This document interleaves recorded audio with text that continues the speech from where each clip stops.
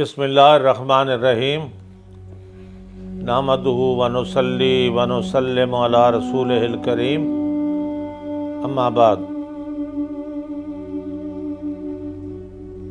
آج رمضان المبارک کی 11 تاریخ ہے۔ مثنوی مولانا روم کا یہ درس مرکز اہل سنت جامع اکبریہ میاں والی سے پیش کیا جا رہا ہے۔ آج کے درس کا عنوان بڑا پیارا ہے کہ اللہ کے بندے جن کو اولیاء اللہ کہتے ہیں، کبھی تو وہ ظاہر ہوتے ہیں اور کبھی وہ مستور الحال ہوتے ہیں۔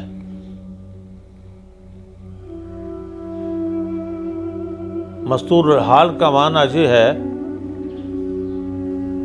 کہ ان کی حقیقت اور ان کے مرتبے سے لوگ آگاہ نہیں ہوتے۔ حضور علیہ الصلوۃ والسلام نے فرمایا بعض لوگ ایسے ہیں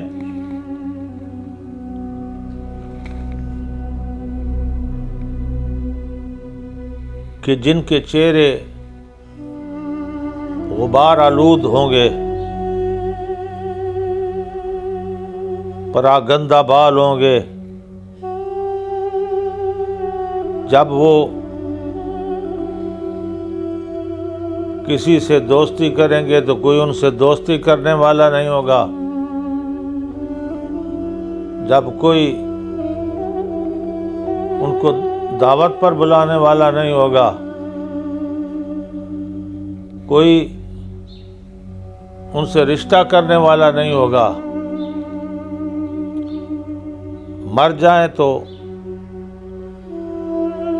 لوگ یوں سمجھیں گے کہ ایک فقیر مر گیا، کچھ لوگ جنازے میں نہیں جائیں گے،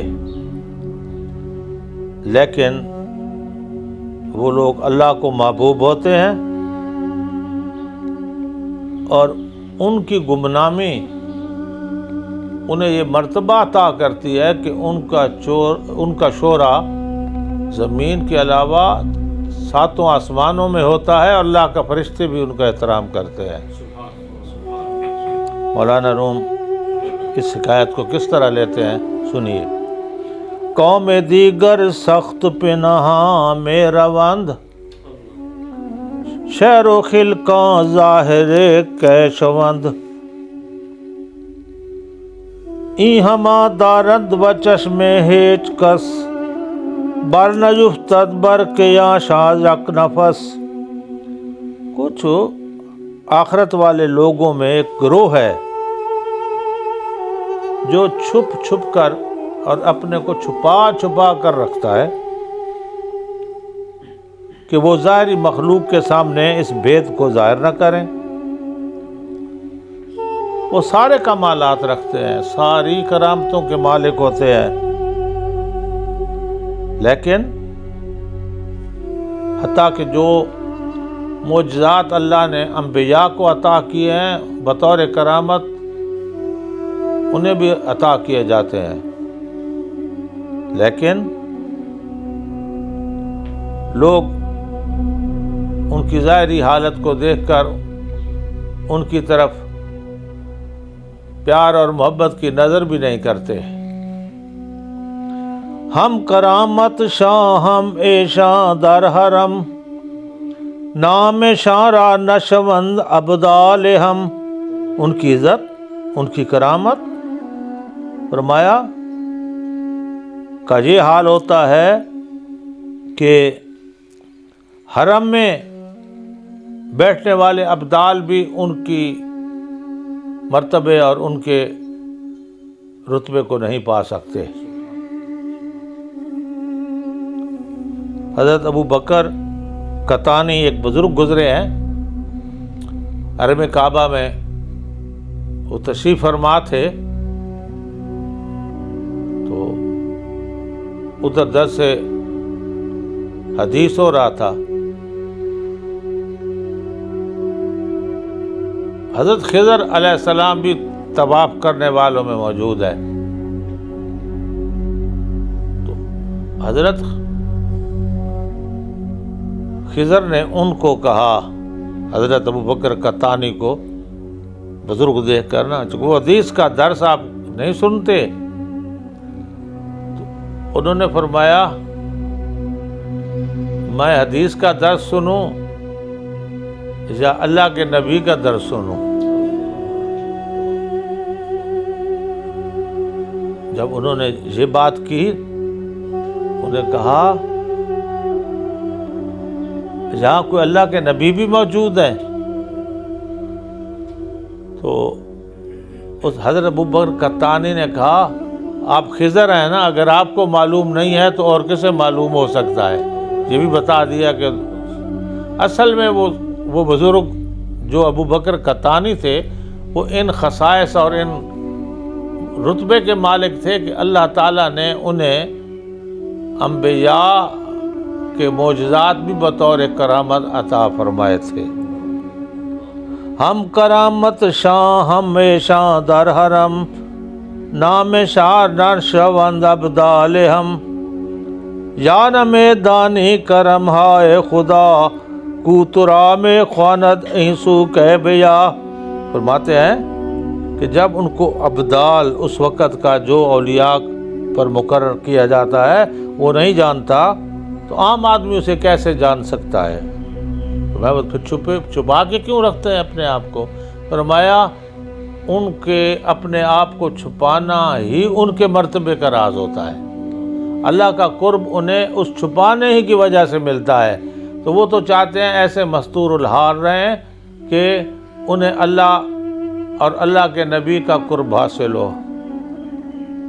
تو حضرت اویس سے کرنی کا قصہ اور ان کے حالات آپ حدیث کی کتابوں میں پڑھ سکتے ہیں کہ وہ ملنگ تھے، ملنگی کی صورت میں، لباس ان کا بوسیدہ تھا، کمبل ان کا تار تار تھا، رہتے وہ جنگلوں میں تھے، 2-3 بکریاں رکھی ہوئی تھی، اسی کو چرا کے وہ اپنا گزارا کرتے، دودھ پیتے بس رہتے، نہ دنیا سے ان کا تعلق۔ تو پھر جب حضور علیہ الصلوۃ والسلام نے حضرت عمر کو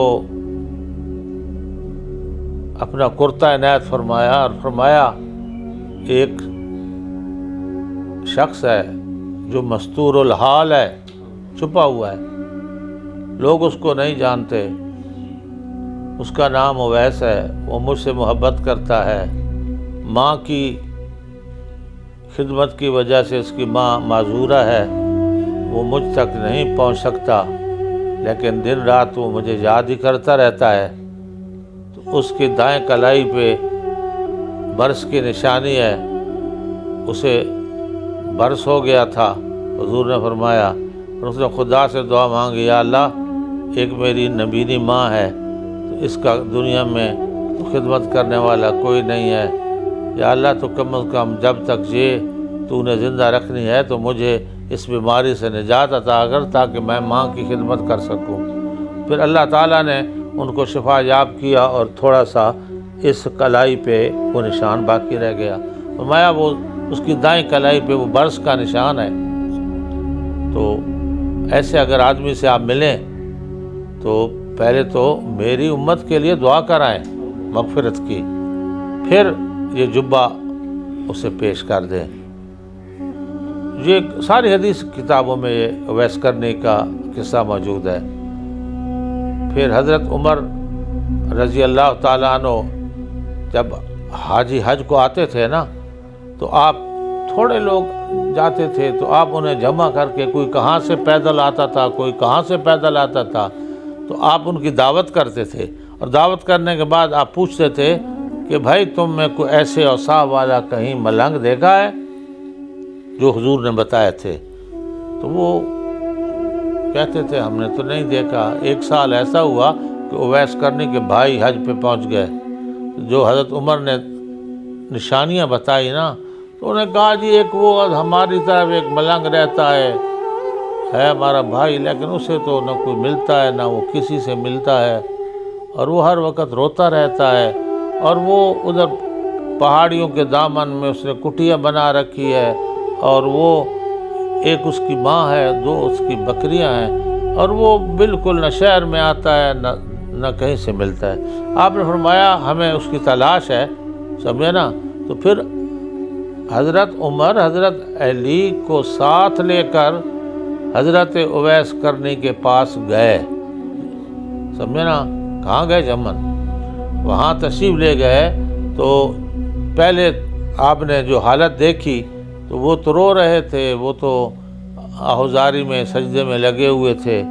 حالت یہ تھی کہ ملنگ کا لباس تار تار تھا، چہرہ غبار آلود تھا، بال بکھرے ہوئے تھے، وہ جو حضور نے نشانیاں بتائی ہیں۔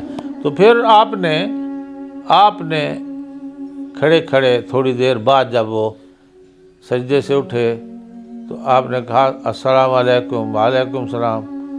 تو آپ حضرت علی نے تعارف کرایا، کون ہے بتائے؟ انہوں نے کہا کون ہے؟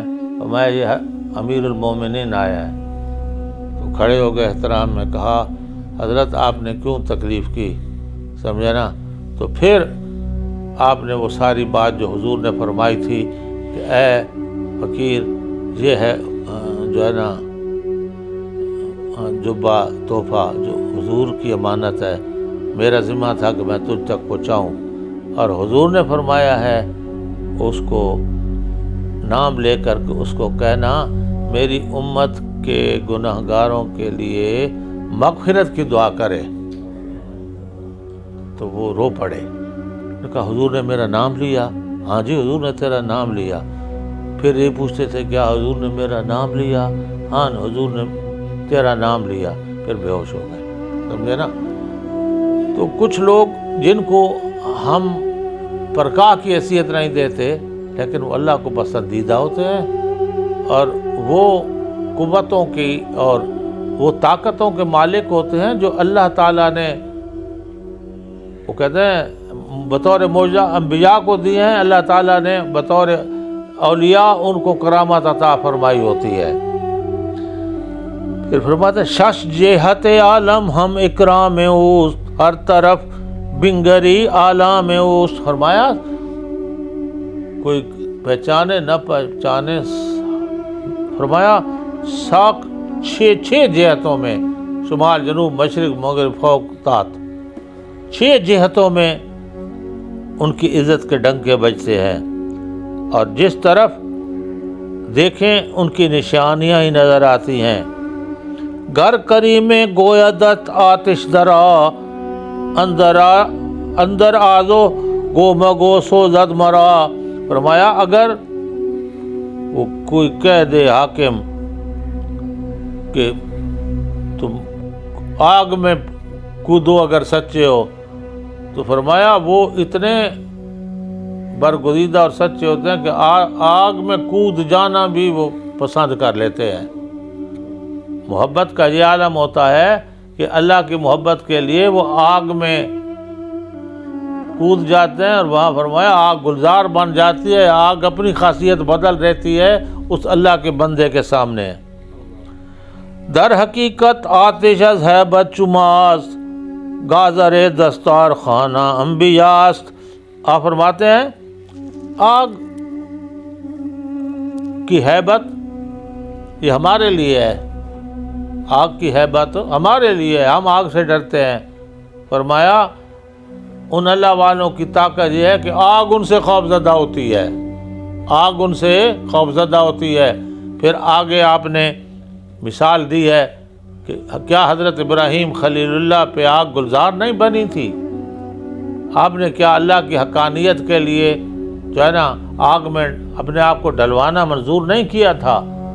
تو آگ اس کے لیے خوف ہے جو آگ سے ڈرتا ہے۔ فرمایا جس کو اللہ نے وہ ہیبت عطا کی ہے وہ آگ سے نہیں ڈرا کرتا، وہ شعلوں سے نہیں ڈرا کرتا۔ پھر آگے مثال تو دیتے ہیں، لیکن یہاں جاتے جاتے میں آپ کو بتا جاؤں، وہ حیدرآباد میں وہ ایک رافضی اور ایک اہل سنت کے آدمی کے درمیان وہ مقابلہ ہوا تھا.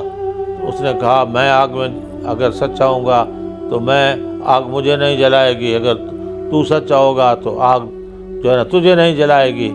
تو وہ آیا تھا جی، پھرتا رہا، وہ اب مجھے نام نہیں آ رہا. ہاں میڈیا پہ بھی آیا، جہاں تلنگانگ اور ادھر آس پاس بھی لوگ اس کو لائے تھے. اس نے بسم اللہ پڑھا اور آگ میں جو ہے نا داخل ہو گیا. حالانکہ اس زمانے کا آدمی تھا، تو وہ آگ میں کھڑا رہا، آگ نے اس کو نہیں جلایا، آگ نے اس کو نہیں جلایا. تو اگر اللہ کی حقانیت کے لیے کچھ انسان ایمان کا جذبہ رکھتے ہو تو اسے آگ نہیں جلاتی. آگے جو مثال دیتے ہیں تو آپ سن کے اور حیران ہو جائیں گے. از انس فرزند مالک آمدست کہ بمہمانی و شخص شداست. حضرت انس بن مالک کے متعلق ایک روایت آئی ہے کہ ان کے ہاں ایک مہمان آیا. او حکایت کرد کز باد طعام دید انس دستار خان را زرد و فام. فرمایا حضرت انس بن مالک نے کہا لاؤ بھائی اس مہمان کے لیے دسترخوان. تو دسترخوان لایا گیا تو وہ پیلا تھا، اس پر سالن ڈلا ہوا تھا، اور وہ جو ہے نا سالن کے داغوں کی وجہ سے میلا تھا. چراکن نو آلودہ گفت خادمہ اندر افغان در تنورش یکدمہ. انہوں نے خادموں سے کہا یہ مہمان کے سامنے کیوں رکھ دیا ہے یہ سالن بھرا دسترخوان، جا اس کو لے جا اور اس کو تندور میں ڈال تاکہ یہ صاف ہو جائے. وہ مہمان اور تعجب میں پڑ گیا، سمجھے نا. جملہ مہمانہ درا حیران شدند انتظار دودھ کندوری بوند. فرمایا جو لوگ کھانے کو آئے تھے بڑے حیران ہو گئے کہ یہ عجیب بات ہے کہ کہتا ہے تندور میں ڈال دے اور پھر صاف ہو جائے گا تو لے آنا، مہمانوں کے سامنے بچھانا. تو آپ فرماتے ہیں سارے مہمان اس انتظار میں بیٹھ گئے. بعد یک ساعت بر آورد از تنور پاک او اسپید زاں او ساخ دور. فرمایا تھوڑی دیر بعد وہ آیا نا، وہ دسترخوان بالکل سفید چمک رہا تھا، اور وہ جو داغ دھبے اس پر پہلے تھے نا سب کے سب سفید میں ڈل گئے تھے اور بالکل وہ ڈرائی کلین ہو کے آ گیا تھا. قوم گفتند اے صحابی عزیز تو نہ سوزید منقع گشت نیز. فرمایا انہوں نے کہا اے صحابی رسول یہ کیا کرامت ہے کہ یہ جلنے کی بجائے تو دھل کر آ گیا ہے، صاف منقع میں نا صاف ہو کے آ گیا ہے، اس میں کیا کرامت ہے؟ تو انہوں نے جو بات کی نا، گفتند اے صحابی عزیز چون نہ سوزید منقع گشت نیز گفت زاں کے مصطفیٰ دستو دہاں پس بمالید اندری دسترخواں. حضرت انس بن مالک نے کہا ایک دن حضور ہمارے گھر تشریف لائے تو ہم نے یہ دسترخوان حضور کے لیے بچھایا. تو حضور نے جب کھانا کھایا نا تو آپ نے اس سے ہاتھ بھی پوچھے اور آپ نے اپنے چہرہ مبارک بھی اس دسترخوان سے پوچھا، سمجھے نا. فرمایا این دلے ترسند از نار و عذاب با چنا دست و لب کن اقتراب. فرمایا اس دن سے ہم جب یہ میلا ہوتا ہے تو اس کو آگ میں ڈالتے ہیں، آگ اس کو نہیں جلاتی اور اس کے جو ہے نا میل اور دھبے دور کر دیتی ہے. چوں جماعت را چنی تشریف جاد جانے عاشق را چہار خواہد کشاد. آپ فرماتے ہیں جب ایک کپڑے کو یہ شرف مل گیا کہ وہ جسم مصطفیٰ صلی اللہ علیہ وسلم سے مس ہو گیا اور مس ہونے کے بعد اس کو آگ نہیں جلاتی، تو فرمایا جو حضور سے محبت کرتا ہے یا حضور سے اس کی نسبت ہے، سمجھے نا، تو وہ کس طرح آگ اس کو جلا سکتی ہے. یہ جو ہمارا سلسلہ ہے نا، سلسلہ شیخ طریقت کے لیے ضروری ہے کہ اس کا سلسلہ جو ہے نا وہ جڑا ہوا ہو، صاحب سلسلہ آدمی ہو. اور صاحب سلسلہ کون ہوتا ہے؟ کہ وہ حضور صلی اللہ علیہ وسلم تک اس کا جو ہے نا بیعت ثابت ہو. ہمارے قبلِ جد امجد رحمۃ اللہ علیہ کا 34واں نمبر آتا ہے، والد گرامی کا 35واں نمبر آتا ہے، اور ہم تک 36ویں نمبر تک پہنچا ہے۔ تو یہ کڑی سے کڑی کیوں جوڑتے ہیں مشائخ؟ کبھی سوچا ہے کہ یہ کہتے ہیں کہ اور ہم جو پڑھتے ہیں یہ سلسلہ ہر روز کیوں پڑھتے ہیں؟ ہم اپنی نسبت حضور صلی اللہ علیہ وسلم سے قائم کرنا چاہتے ہیں، سلسلے والے آپ کی نسبت حضور صلی اللہ علیہ وسلم تک قائم کرنا چاہتے ہیں۔ ایک ہاتھ میں دوسرا ہاتھ، دوسرے ہاتھ میں تیسرا ہاتھ، اس طرح ہاتھ در ہاتھ آتا ہے، تو گویا کہ وہ پورا سلسلہ محبت کی ایک کڑی ہے جو مل مل کر حضور صلی اللہ علیہ وسلم تک پہنچتی ہے۔ اور قیامت کے دن حدیث آتا ہے کہ حضور علیہ الصلوۃ والسلام فرماتے ہیں سارے انبیاء کی امتوں کی جو ہے نا 40 صفحے ہوں گی، اور میری امت کی 80 صفحے ہوں گی، کل 120 صفحے ہوں گی۔ پوچھا گیا یا رسول اللہ آپ کی امت ساری امتوں سے زیادہ ہے؟ فرمایا ہاں میری امت ساری امتوں سے زیادہ ہوگی۔ تو امت کیسے بڑھ رہی ہے؟ ایسے ہی جو سلسلے ہیں، اور ہماری جو ہے نا کہتے ہیں نا تمہارے ہاتھ لاج ہے اے غوث اعظم، وہ ایسے نہیں کہتے، ہم اسی لیے کہتے ہیں کہ ہمارے سلسلے وہ جڑے ہوئے ہیں۔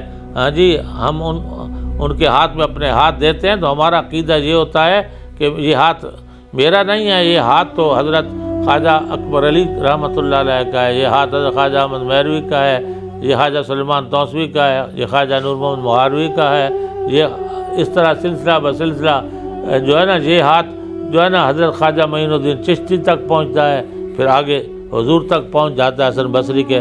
تو ہمارا یہ عقیدہ ہوتا ہے کہ ہم جو یہ سلسلہ قائم کر رہے ہیں اس لیے قائم کر رہے ہیں کہ ہمارا ہاتھ بھی حضور علیہ الصلوۃ والسلام کے ہاتھ تک پہنچے۔ تو جس ہاتھ سے حضور نے مندیل رومال کو پوچھا، وہ رومال کو جو ہے نا حضرت مولانا کہتے ہیں آگ نہیں جلاتی، تو پھر وہ آدمی کس طرح جل سکے گا جس کے ہاتھ میں حضور کا ہاتھ ہے؟ پھر فرماتے ہیں ایک اور بات اس کے بعد، جو مر کلوخ کعبہ چوں قبلہ کرد، خاک مرداں باش اے دل در نبرد۔ فرمایا کعبے کے اندر جو پتھر لگے ہوئے ہیں وہ بھی تو پتھر ہیں، مٹی لگی ہوئی مٹی ہے، اس کو کیوں مرتبہ مل گیا ہے کہ آپ اس کا طواف کر رہے ہیں، لاکھوں روپے خرچ کر کے اس کے طواف کرنے کو جا رہے ہیں؟ فرمایا اس لیے کہ وہ پتھر اور وہ مٹی اللہ کے نبی آدم علیہ السلام سے تعلق رکھتی ہے، مس کیا انہوں نے۔ وہ مٹی حضرت ابراہیم علیہ السلام سے نسبت رکھنے والی ہے، وہ مٹی جناب سیدنا محمد صلی اللہ علیہ وسلم سے نسبت رکھنے والی ہے۔ فرمایا ان انبیاء کے ہاتھ لگے ہیں نا، اس کی وجہ سے وہ کعبہ محترم بن گیا، کعبہ محترم بن گیا۔ اگر اس چیز کو آپ نکال دیں پھر تو پتھر ہے، ہاں جی پتھر گھڑے ہیں، خوبصورت بھی نہیں ہے، ہاں جی اس کے تو پھر ہم جتنے دور سے اس کے طواف کو جاتے ہیں، اس لیے طواف کو جاتے ہیں کہ اس مٹی کے ساتھ انبیاء کے ہاتھ مس شدہ ہے، اور اس نے ان کو کعبہ بنایا ہے۔ اس نے این چنی دستار خاں قیمت چوہا گندے اندر آتش ایستے۔ فرمایا جو ہے نا یہ دسترخوان اس لیے نہیں جلا کہ اس کو نسبت ہو گئی حضور کے ہاتھوں سے، اور جس کی نسبت ہو گئی حضور کے ہاتھوں سے وہ نہیں جلا کرتا۔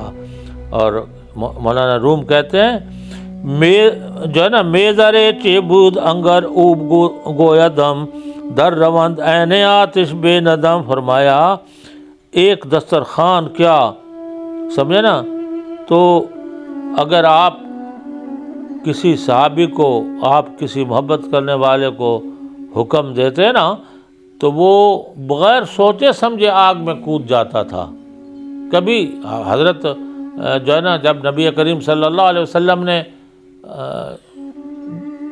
جنگ احد پر جانے کے لیے صحابہ سے خطاب فرمایا، سمجھے نا، تو آپ پڑھ لیں کہ حضرت سعد نے کیا کہا تھا، یا رسول اللہ آپ ہماری طرف دیکھ رہے ہیں کہ ہماری کیا رائے ہے، آپ یہ کیوں سوچ رہے ہیں کہ مہاجرین جائیں گے تو ہم نہیں جائیں گے، قسم اللہ کی، حضرت سعد کی روایت ہے، قسم اللہ کی آپ اگر ہمیں کہیں دریا میں کودنا ہے ہم کودنے کو تیار ہیں، اگر آپ کہیں ہم نے سمندر میں چھلانگ لگانی ہے تو ہم لگانے کو تیار ہیں، آپ کا کلمہ پڑھا ہے، اگر آپ کہیں ہمیں آگ میں کود جانا ہے تو ہم کودنے کو تیار ہیں، آپ ہماری طرف نہ دیکھیں، بسم اللہ کریں، میں اور ساری قوم آپ کے ساتھ آپ کے پیچھے جان قربان کرنے کو تیار ہے۔